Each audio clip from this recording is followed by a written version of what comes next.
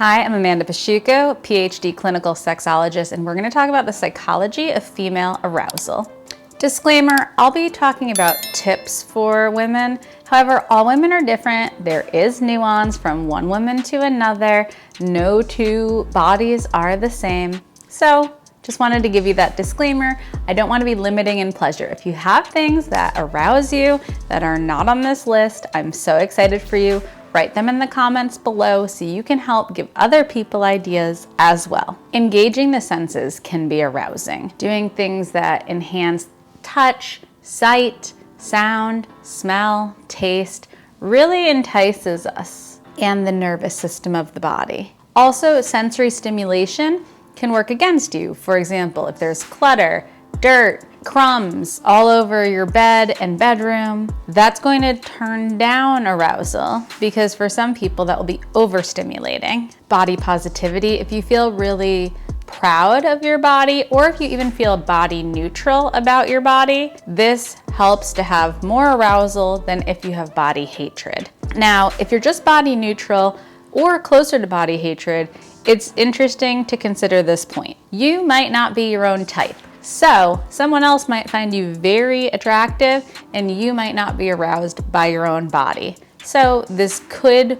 work for you or against you to know that fact. Arousal is often closely connected to the mind-body connection. Emotional intimacy, mental stimulation, and a sense of closeness opens up someone to experience safety, thus desire and arousal. A safe and secure place signals to the mind to relax, and relaxation can lead to states of bliss and desire and arousal.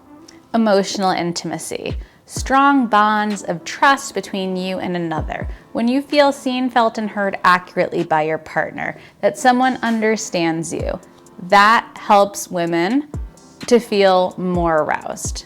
Similarly, having fantasies and desires helps the body to begin to experience pleasure. Similarly, if you can communicate about this to a partner and share what's happening for you, what you're interested in, that also really helps with arousal.